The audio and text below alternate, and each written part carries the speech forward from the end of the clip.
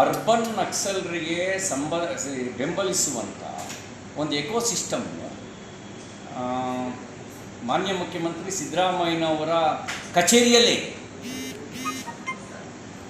ನಕ್ಸಲರ ದಮನವನ್ನು ನಮ್ಮ ಕೇಂದ್ರೀಯ ಪಡೆಗಳು ಯಶಸ್ವಿಯಾಗಿ ಮಾಡ್ತಾ ಇದ್ದಾರೆ.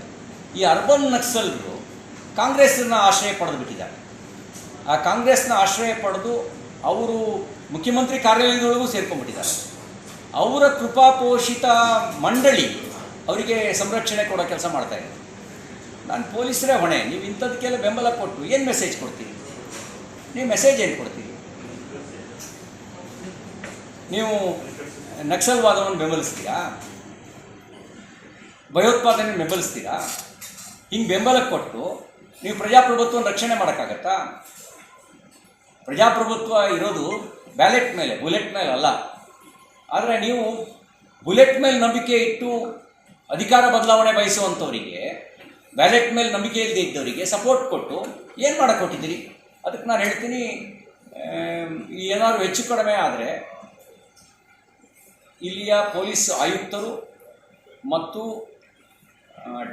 DGIG ನೀವೇ ಹೊಣೆ ಹೊತ್ಕೋಬೇಕಾಗತ್ತೆ. ನೀವು ಅರ್ಬನ್ ನಕ್ಸಲರಿಗೆ ಸಪೋರ್ಟ್ ಮಾಡಿಕೊಂಡು ನಾಳೆ ಏನಾದರೂ ಹೆಚ್ಚು ಕಡಿಮೆ ಆದರೆ ಯು ಆರ್ ದ ರೆಸ್ಪಾನ್ಸಿಬಲ್.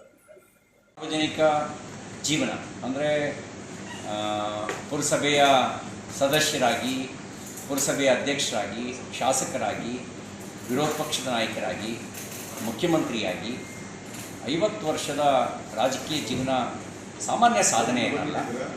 ಆ ಹಿನ್ನೆಲೆಯಲ್ಲಿ ಅವರ ಒಂದು ಅಭಿಮಾನೋತ್ಸವ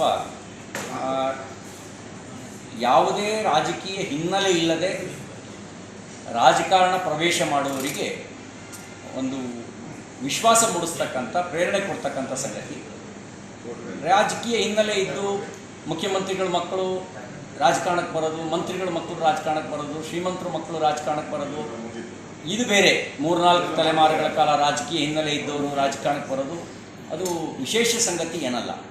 ಯಾವುದೇ ರಾಜಕೀಯ ಅನುಭವ ಇಲ್ದಲೇ ಸಾರ್ವಜನಿಕ ಕ್ಷೇತ್ರಕ್ಕೆ ಬಂದು ಕೆಲಸ ಮಾಡಬೇಕು ಅಂತಕ್ಕಂಥವರಿಗೆ ಯಡಿಯೂರಪ್ಪನವರ ಸಾರ್ವಜನಿಕ ಜೀವನದ ಬದುಕು ಒಂದು ಪ್ರೇರಣೆಯನ್ನು ಕೊಡುತ್ತೆ. ಆ ನಿಟ್ಟಿನಲ್ಲಿ ಅಭಿನಂದೋತ್ಸವ ಆಗ್ತಿರೋದು ಒಳ್ಳೆಯದು. ನಾನು ಅದನ್ನು ಸ್ವಾಗತಿಸ್ತೀನಿ. ಸತೀಶ್ ಜಾರಕಿಹೊಳಿ ಇವತ್ತು ಬರ್ತಾರೆ, 3 ದಿನದಲ್ಲೇ ಇದ್ರು. ಮಾದೇವಪ್ಪ ಹೋಗಿದ್ದಾರೆ. ಅವರು ಸಿದ್ದರಾಮಯ್ಯವ್ರನ್ನ ಮುಂದುವರಿಸಿ DKಶಿಗೆ ಅಧಿಕಾರ ಹಸ್ತಾಂತರ ಬೇಡ ಅಂತ ಡಿಮ್ಯಾಂಡ್.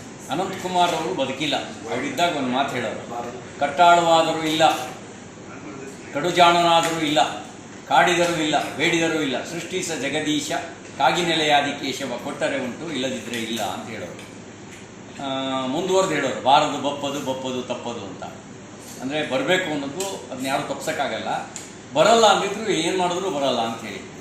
ಇನ್ನು DK ಶಿವಕುಮಾರ್ ಅವರ ಯೋಗದಲ್ಲಿ ಏನಿದೆಯೋ ನನಗೆ ಗೊತ್ತಿಲ್ಲ. ತುಂಬ ಜನ ಅಂತೂ ಅವ್ರ ಯೋಗಕ್ಕೆ ಅಡ್ಗಾಲ ಹಾಕುವಂಥ ಪ್ರಯತ್ನವಂತೂ ನಿರಂತರವಾಗಿ ಮಾಡ್ತಾ ಇದ್ದಾರೆ. ಇದ್ರ ಮೇಲೆ ಯೋಗದಲ್ಲಿ ಇದ್ದರೆ ತಪ್ಪಿಸೋಕ್ಕಾಗಲ್ಲ. ನೋಡೋಣ, ಕಾದು ನೋಡೋಣ. ಆದರೆ ಕಾಂಗ್ರೆಸ್ಸಿಂದ ರಾಜ್ಯಕ್ಕಂತೂ ಒಳ್ಳೇದಾಗ್ತಿಲ್ಲ. ಒಳ್ಳೇದೇನಾರು ಆಗ್ತಾ ಇದೆಯಾ ಅಂತ ಕೇಳಿದ್ರೆ, ಸಿದ್ದರಾಮಯ್ಯನವರು ಮುಖ್ಯಮಂತ್ರಿ ಆದರೂ ಒಳ್ಳೇದಾಗೋ ಲಕ್ಷಣಗಳಿಲ್ಲ, ಬೇರೆಯವರು ಮುಖ್ಯಮಂತ್ರಿ ಆದರೂ ಒಳ್ಳೇದಾಗೋ ಲಕ್ಷಣಗಳಿಲ್ಲ.